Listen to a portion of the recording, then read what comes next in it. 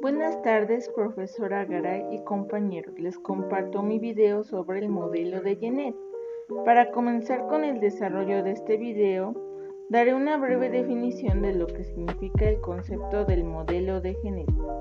El modelo que Genet presenta en Figuras 3 en 1972 se distingue del resto de la producción estructuralista en virtud de reconocer la insuficiencia del esquema dicotómico, manteniendo hasta ese momento, e inaugurar un modelo trádico que incluye nuevas categorías.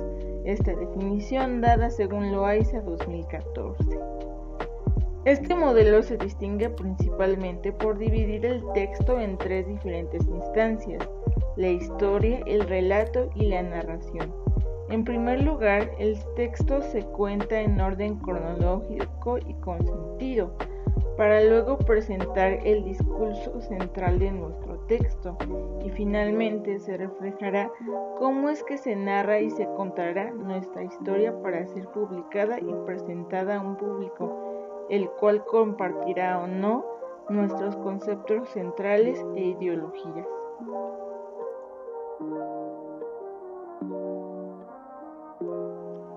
Para continuar con el desarrollo de este trabajo, daré una breve definición sobre lo que significa el concepto de relato, sus elementos y su importancia. Relato es uno de los géneros cronológicos narrativos más importantes y difundidos en todo el mundo literario, dada la brevedad de sus obras y asimismo el aumento de producciones literarias características del relato se han reunido a lo largo de la historia. Un relato es un tipo de texto que representa sucesos a partir del lenguaje. Estos pueden ser históricos o ficcionales. En cuanto a su extensión, suelen ser más largos que un cuento y más cortos que una novela. La función principal de los relatos es contar una historia o sucesos de manera lógica y congruente, logrando abordar todos y cada uno de los elementos que lo caracterizan, los cuales forman parte de este, para que pueda ser contado, comprendido y que cualquier persona que lo lea o analice nuestros trabajos pueda entenderlo de manera fácil y rápida. Desde mi punto de vista, creo que es importante que los textos y relatos empiecen a ser vistos como algo para cualquier persona que forme parte de la comunidad y no solamente para gentes que pertenezcan directamente al mundo intelectual, como científicos o profesores, y de esa forma propiciar una lectura más cotidiana en la sociedad.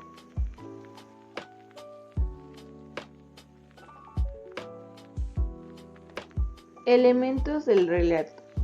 A continuación explicaré cuáles son los elementos que conforman a un relato.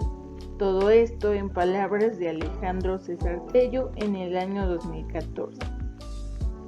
La historia, conjunto de hechos o acontecimientos presentados de acuerdo con un orden lógico y cronológico. Relato, discurso oral o escrito que se plasma en la historia.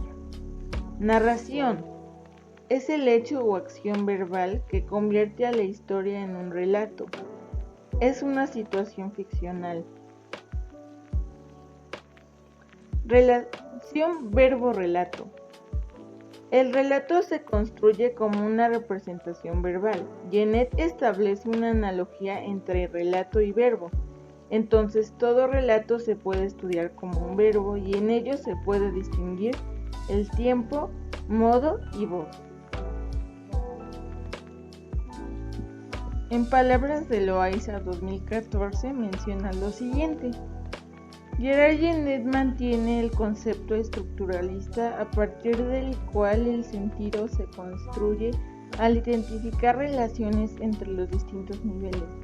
Por lo tanto, en su teoría afirma que la articulación de los niveles de la historia con el relato, la narración con el relato y la historia con la narración Se puede estudiar mediante la observación y análisis de tres instancias o categorías que surgen de las relaciones anteriores.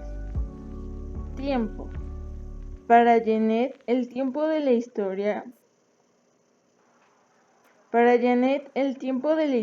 es el tiempo de los acontecimientos, el tiempo en que transcurren los hechos de la novela, mientras que el tiempo del relato es el momento que abarca el discurso narrativo. Modo, modalidades, formas y grados de la representación narrativa en que se expresan las relaciones entre narración o situaciones de enunciación y el relato o texto. Voz, se refiere a la forma como se encuentra implícita en el relato la propia narración como instancia narrativa. En ella se encuentran sus dos protagonistas, el narrador y su destinatario real o ficticio.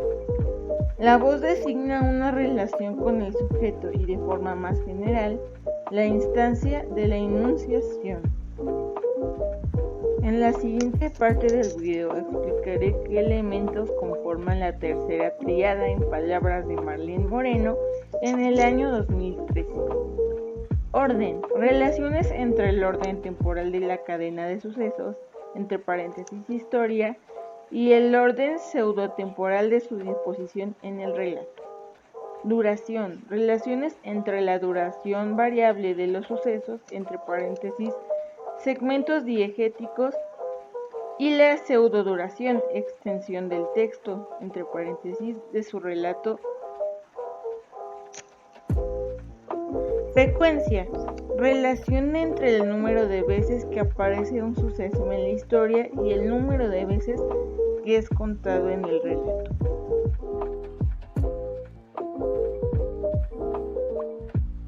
Acercándonos a la parte final del video, explicaré cuáles son los distintos tipos de distorsiones según el profesor Taylor. Definición de distorsión de orden. Decisión del narrador de alterar la secuencia cronológica de la historia. Puede adelantar acontecimientos o interrumpir el fluir de los hechos para evocar un hecho anterior, es decir, producir anacronías. Tipos de distorsiones de orden. Analepsis. Relato realizado en forma prospectiva. Puede estar a cargo de un narrador extradiegético o cualquiera de los personajes de la historia. Prolepsis. Es una alteración en el orden temporal del relato que implica un adelanto, una anticipación de sucesos en relación. Se presenta en textos predictivos o apocalípticos. Tipos de distorsiones en la velocidad. Escena. Representa un punto intermedio en la velocidad del relato. Elipsis. Representa un máximo grado de velocidad en el relato. Pausa descriptiva. Representa ausencia de velocidad en el relato. Sumario o resumen. Representa un paso intermedio en la velocidad del relato. Tipos de distorsiones de frecuencia. Relato singulativo. Se narra en el nivel de la historia. Relato singulativo anafórico. Se cuenta un acontecimiento la cantidad de veces que pasó. Relato iterativo. Un hecho ocurre varias veces en la historia, pero solo se narra una vez en el relato o discurso narrativo. Relato repetitivo. Ocurre un hecho en la historia o diegesis, pero se lo explica varias veces en el relato o discurso narrativo.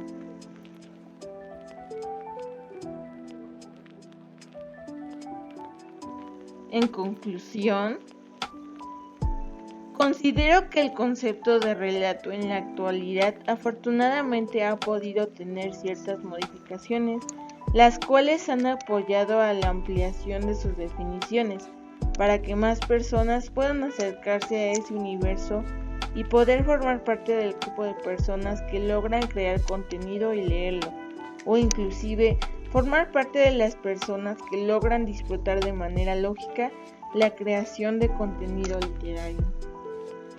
El orden en la redacción es algo importante, teniendo pautas bien establecidas para que la escritura y la lectura sean dos conceptos que puedan ser fácilmente leídos, entendidos y escritos.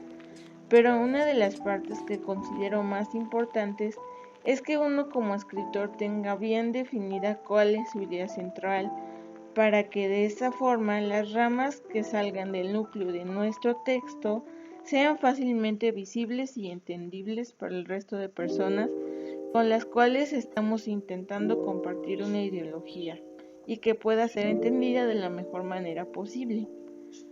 Como comentario final me gustaría decir lo siguiente.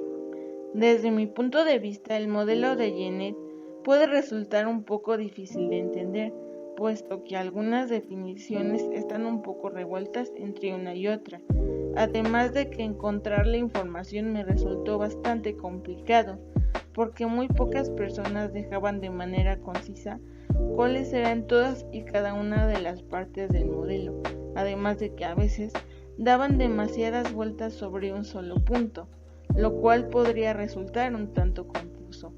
A continuación, les dejo las referencias bibliográficas.